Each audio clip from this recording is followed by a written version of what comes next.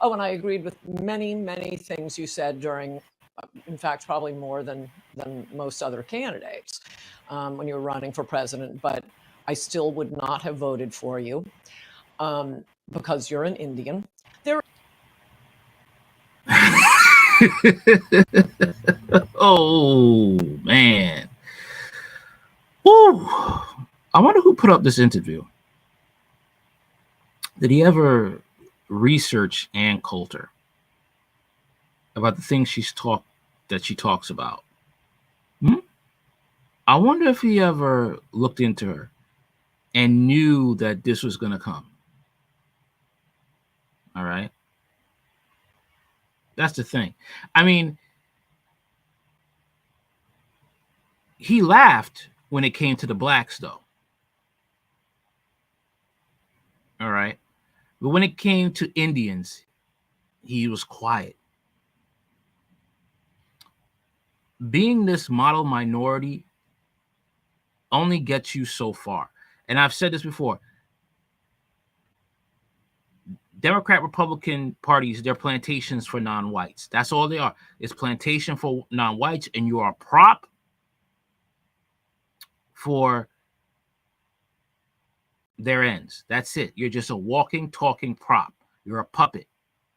If you want to get far in either of these parties, you have to be a puppet, and you have to take whatever's thrown at you. You're their little toy to abuse, use, and abuse. And you have people online saying, oh, look at him. He's so stoic. He's so stoic. Look how he took it. He's so stoic. Aunt Coulter couldn't get away with this, saying this to a Jewish person. She could not do this because that Jewish person would stand up for himself. As you can see, he couldn't stand up for himself. He had to take it like a good slave. Okay. All the things he said about reparations and affirmative action. Okay. Vivek's people, Asian community, are catching hell because they actually believe the Republican Party when they said, oh, we don't need affirmative action. Now the Asian community is having a hard time getting their kids into Ivy League schools. But guess who's not having a problem getting into Ivy League schools? White children through legacy admissions. White children who have a rich mommy and daddy. So no matter how bad their grades suck, they're getting into Yale. They're getting into Princeton. They're getting into any high Ivy League college they want. And when it comes to the job market, even if they are incompetent, they'll take a non-white like yourself and train that person for that job to get a higher position than you.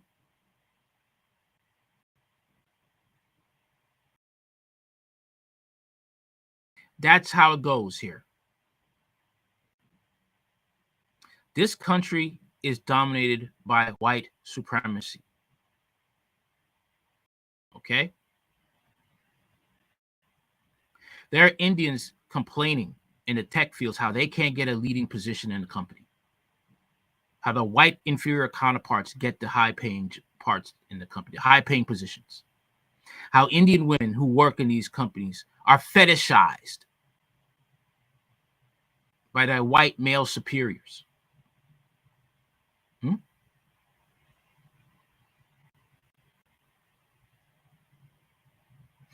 Bootlicking does not work. It gets you so far. But and the thing is like, they won't trust you. Why would she want to vote for an Indian? Because you're going to want to be for your people and try to make things better for them. And there are many Ann Coulters who think this way. There is a core national identity that is the identity of the WASP. And that doesn't mean we can't take anyone else in, a Sri Lankan or a Japanese or an Indian. But the core around which the nation's values are formed is the WASP. We've never had a president who didn't have at least partial English ancestry. That's what they're about. They're about white people first, this Christian nationalism. Nationalism, period. White people first. Non-whites in the back. That's what it's about. And you have all these people just lie about it. These non-whites. They just lie. They're thinking that they'll be better than them. That if they work hard and they'll have a seat at the table. You'll have a seat at the table, but you'll still be looked upon as a dog. You'll still be looked upon that, damn, my ancestors used to own people like this. Okay? We used to have people like this as Christmas presents. We used to give these people out as Christmas presents at Christmas time. We used to, if our wives were not giving us any play, we just go into the back of the shed where all the slaves are at, and we take what we want. They have babies, we just sell them.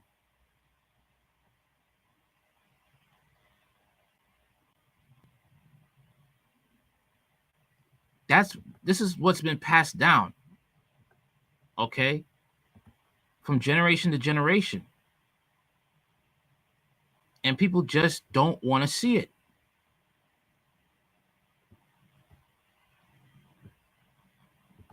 They lie to you, tell you this is not a racist nation. Try to get into a high position, and being the president is one of the most highest positions in the land. Tim Scott saying America's not a racist nation. He will say anything. To get into where you want to be or to stay in any position, you have to be a prostitute to these people. This is just buck breaking. That's it. You gotta just take it from Ann Coulter. That's what it is. Being buck broken right here. If he tries to stand up for himself, he'll probably lose followers. Oh, you're getting emotional. Oh, you're getting out of control. No, you're not getting out of control. You're standing up for yourself, and you're not going to take the disrespect. But unfortunately, this is what he is doing. Now everything comes falling down. Okay? You could make it in this world. Racism doesn't exist. Look at it's right in your face. Never. Mm-hmm. No, I think that's an interesting tour through that historical lane, but I want to pick on one point you said, which is citizenship, right? Let's talk about what does it mean to be a citizen of a nation. And it's interesting, if a lot of people trip up on this, they'll say, well, it means what you get, right? Do I get to vote, or do I get some other claim? And that doesn't really work. Actually, if you look through most of American history, for example, women were citizens long before women could vote, right? And so it's not about what you get. In my book, and I think that this is true with the American conception of citizenship, I think it's true of the Roman conception of citizenship, is it's about your loyalty, actually. Yes. To whom do you actually pledge loyalty? They don't care about that. She would not vote for you. That's great. You're loyal. Slaves are loyal. Dogs are loyal. But dogs don't get a real seat at the table. Dogs don't really get to make independent decisions. Not only for the master, but for their own fellow dogs. They don't get a seat at the table like that. You'll sit there, but you'll be told what to think and what to say and what to go along with. And so I think you and I share that in common, actually. I don't know, I've never asked you this, Dan, but I assume from seeing the things you've said, tell me if I'm right about this, you're probably against the existence of dual citizenship as a concept. Is that fair to say? Yes. Yes. You and I share that in common. Outrageous. It's incoherent. It's not just outrageous. It's incoherent. It's oxymoronic. How could you possibly have a loyalty to two different nations where the essence of citizenship is which nation to whom you had your undivided? Well, Vivek, you're not white. So you don't want to have dual citizenship with India? I mean, your parents came from India. That's your ethnicity. You don't want to do that? You don't want to do that?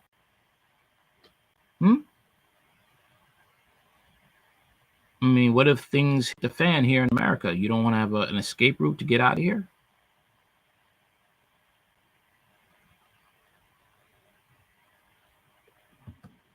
Loyalty. That's what the essence of citizenship is all about. So you and I agree on so much there.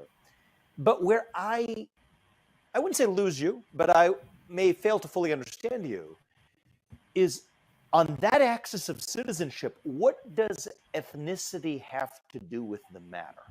And I think you would be well served, and maybe this could be a great platform for you to do it, to make the case for why that, what you put at WASP basis for the American identity. The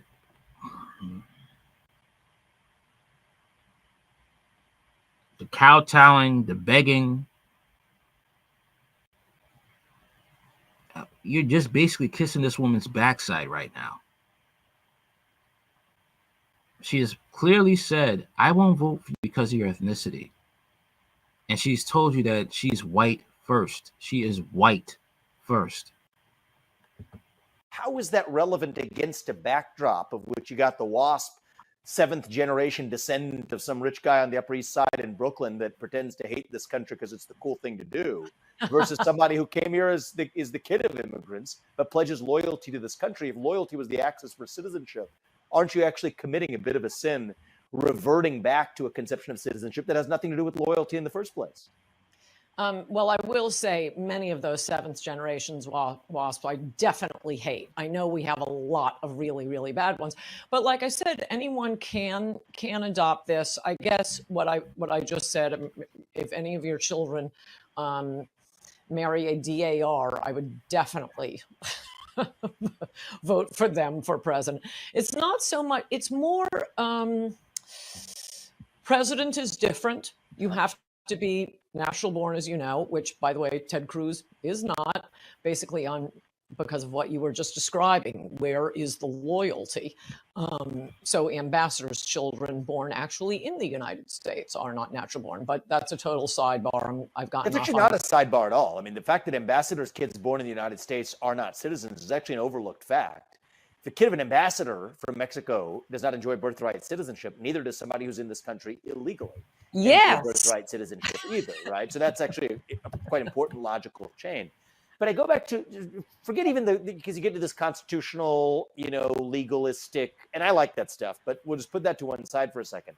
But the essence of American identity, I think there's a part of you that believes, I think you basically said so, that part of that identity is tied to a certain Anglo-Saxon heritage of this country, and that you're more American if you've vested into that over the course of generations that are descended from that, rather than somebody who came here with a civic commitment to the country, went through the naturalization process, and then their kids may, in some real sense of the word, and the reason I respect you is that you actually have the, so to speak, the stones to be able to say it, is that you think that there's a difference in the status of the Americanness of that person. And that's where I think I disagree with you, but I want to give you...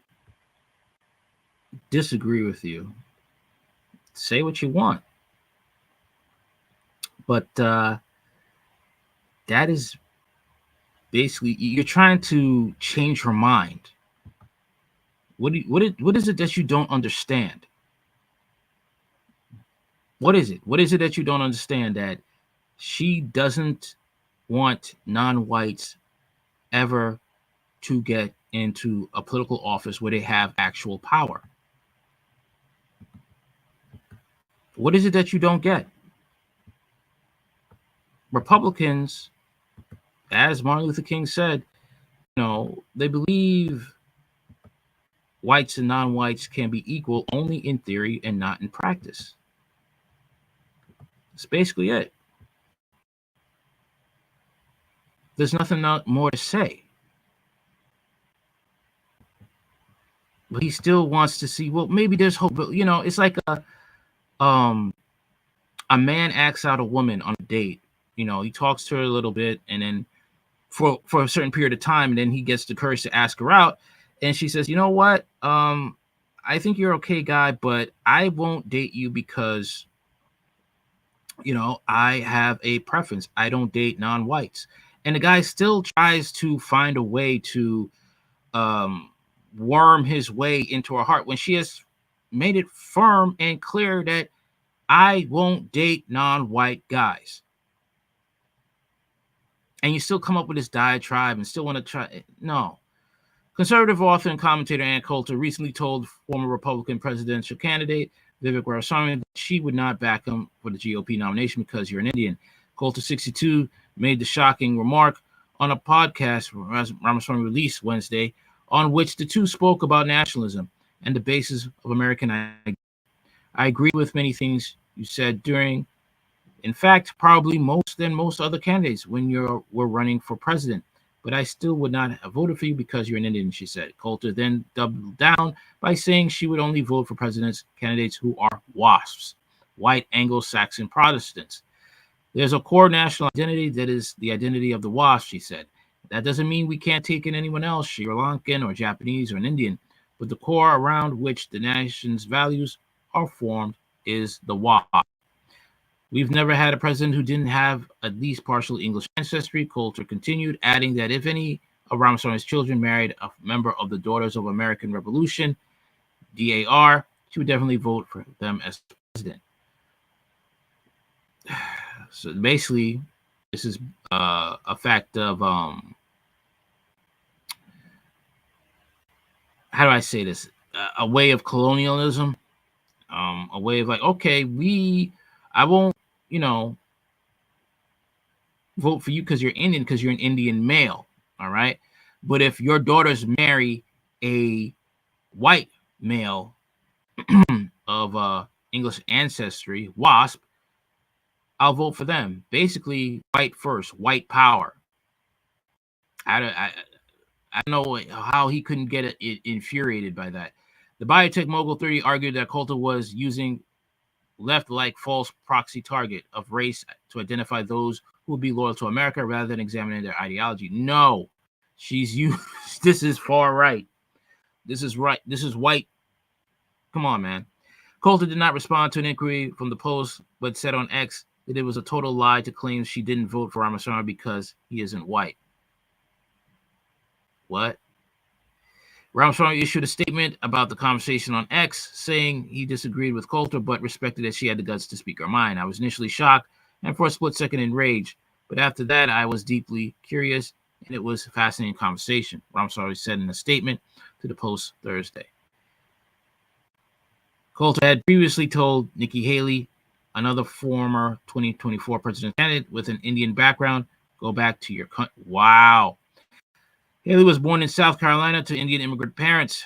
Her candidacy did remind me that I need to immigrate to India so I could demand that they start taking down parts of their history, Coulter said on the Mark Simone show, referencing Haley's decision to remove the Confederate flag from the South Carolina State House grounds in 2015 after racially motivated shooting at historically black Charleston church.